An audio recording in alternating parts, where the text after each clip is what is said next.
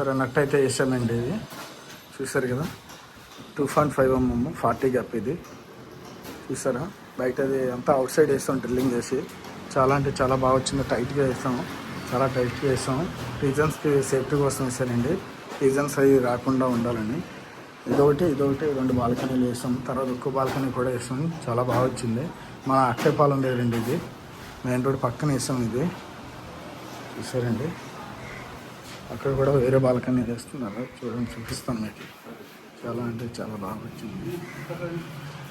ये चोकला अच्छा है आते हैं नट, ये नट वाला अच्छा है, अच्छे बोलिए। हाँ टाइट आएगा, ओके।